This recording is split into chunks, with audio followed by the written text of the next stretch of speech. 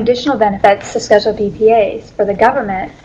On the government side, they have flexibility in acquiring required services and supplies without having to go through a separate acquisition process for each purchase.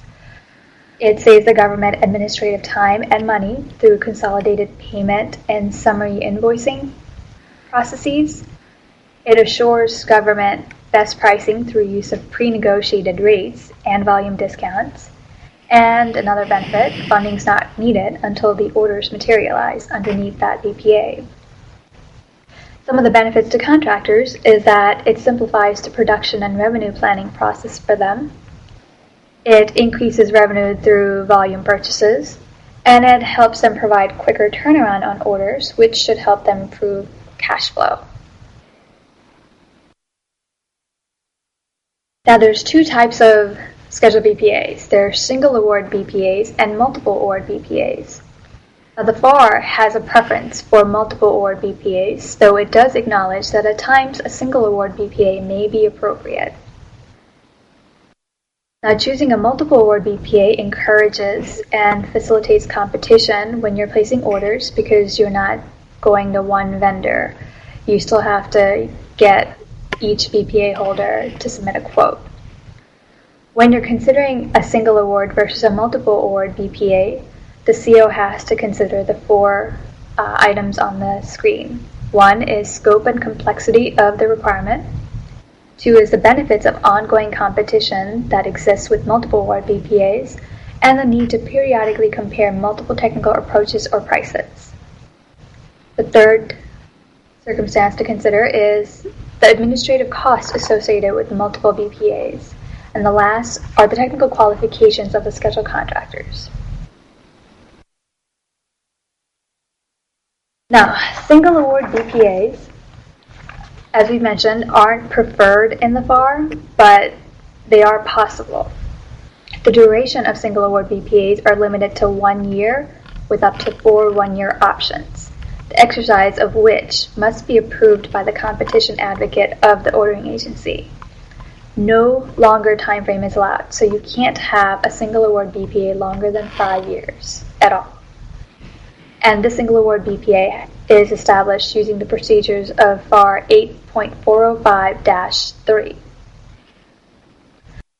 Now, if your single award BPA is expected to exceed $103 million, the agency head, the ordering agency head, or their designee must determine in writing that one of the following 4 situations applies. 1, that the orders are so integrally related that only a single source can perform. 2, the BPA provides only for firm fixed price orders for products with unit prices or services with prices established for specific tasks. 3, only one source is capable and qualified.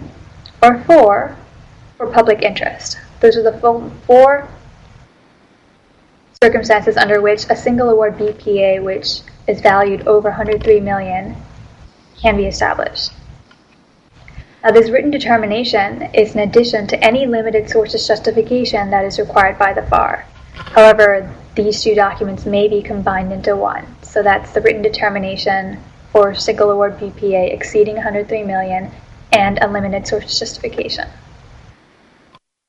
And the benefits to a single award BPA are pretty obvious. 1, it's about as simple as you can get in terms of ordering process. Whenever you have a requirement that covers the scope of that BPA, you just place an order with that BPA holder. And it definitely leads to more improved pricing and terms because you're telling that vendor, I have $200 million worth of requirements for this BPA and you're the only one I'm going to go to whenever I have that requirement. Now, multiple award BPAs, on the other hand, are preferred by the FAR, and they're basically BPAs that are established with more than one scheduled contractor. The duration of multiple award BPAs generally don't exceed 5 years, but may be longer if necessary to meet program requirements. A BPA's period of performance may extend beyond the current term of the underlying scheduled contract as long as there are option periods in the scheduled contract that, if exercised, will cover the BPA's period of performance. And some of the benefits of multiple-award BPAs are that they have simplified ordering process, though not as simple as single-award BPAs. It also results in improved pricing and terms because you have that order-level competition. There's an ability to search and negotiate for best value because the ordering agency is not restricted to one vendor, and the continuous competition definitely benefits the government.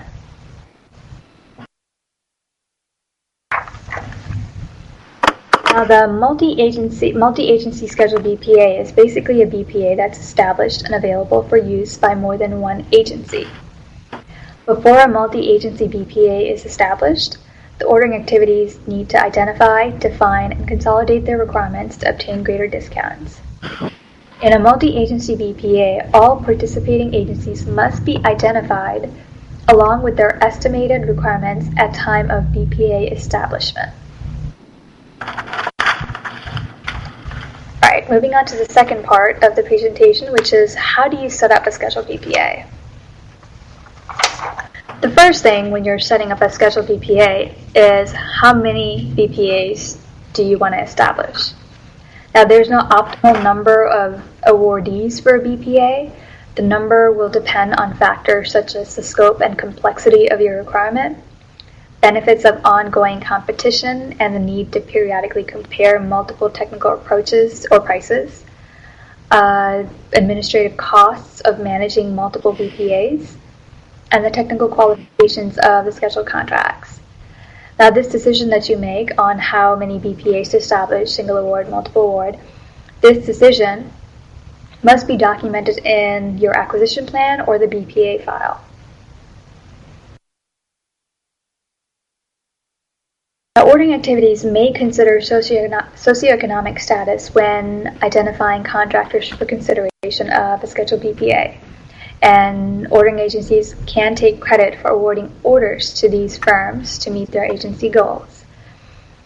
Prior to this, you could have used the tool of socioeconomic status as an evaluation factor and increasing small business utilization on Schedule BPAs.